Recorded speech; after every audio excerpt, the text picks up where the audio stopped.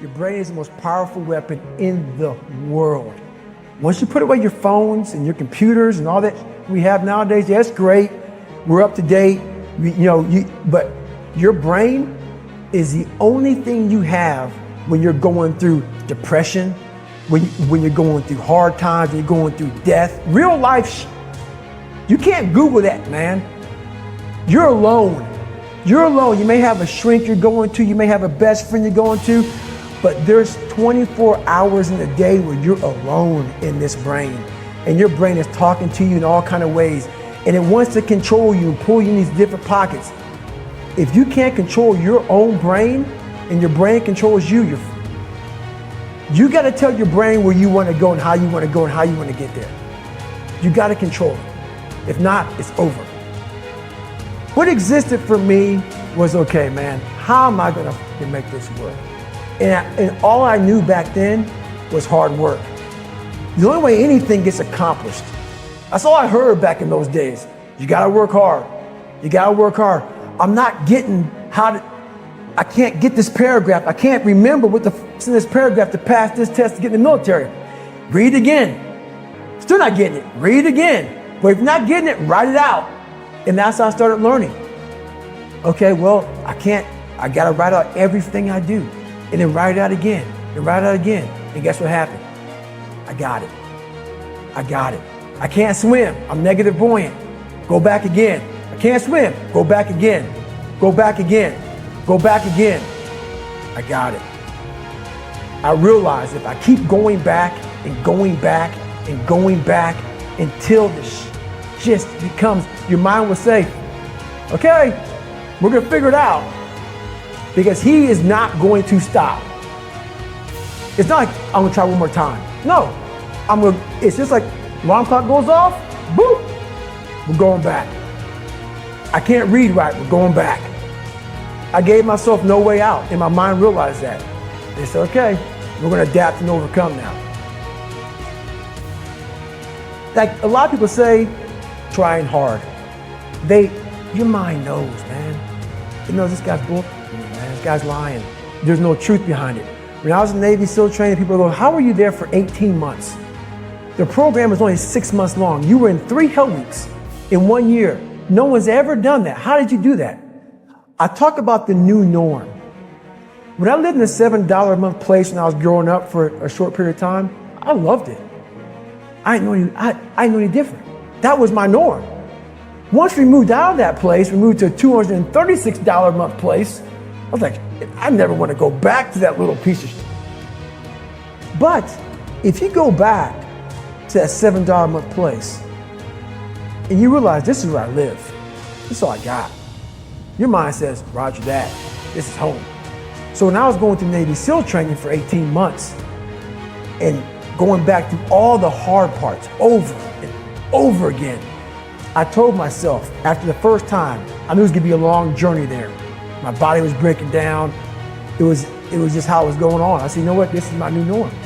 So my mind said, it's like going to work. Like you go to work, you put your suit and tie on, I go into suffering every day.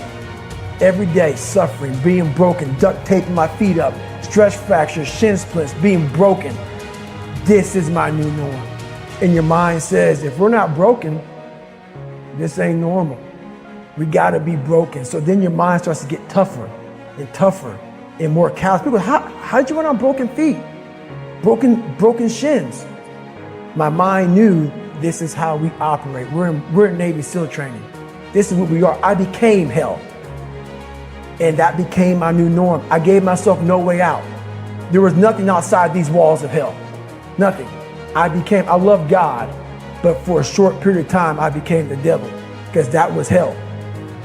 I became the boss, the owner, the CEO of Navy SEAL training. That was my mindset. And that's how you get through things.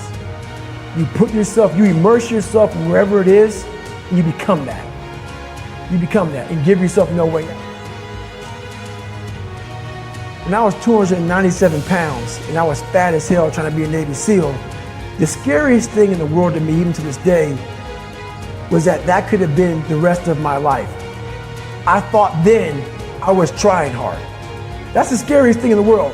I thought then 297 pound, working for Ecolab, spraying for cockroaches, making $1,000 a month.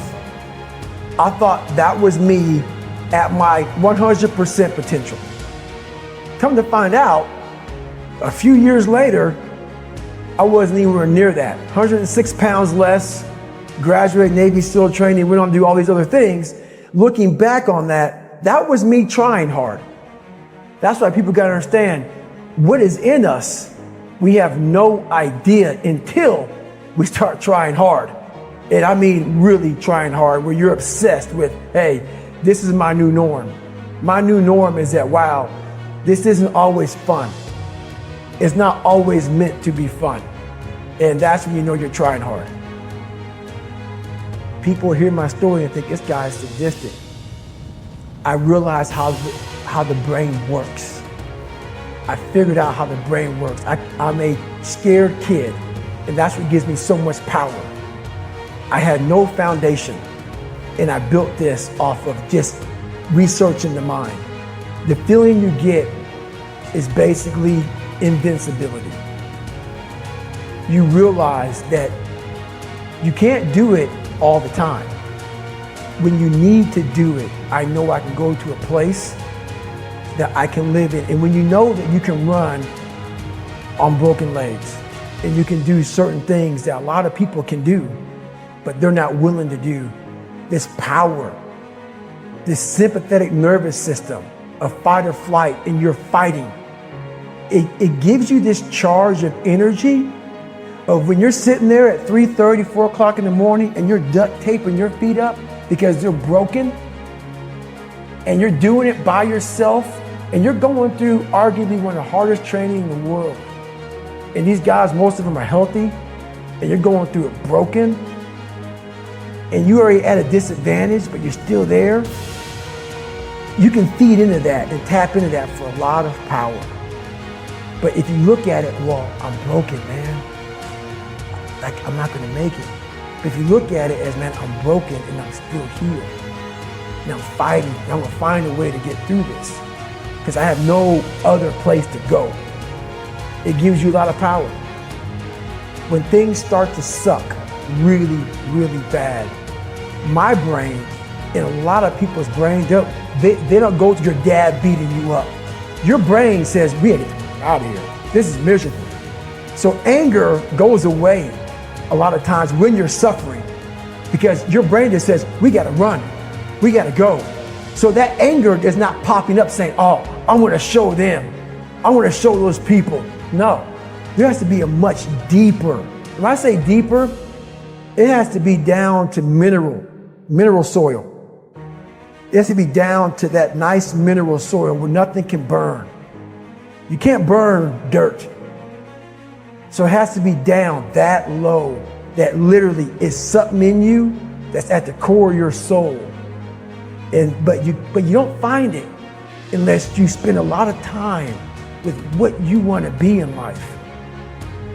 I can't give that to you. Right. You can't give it to somebody.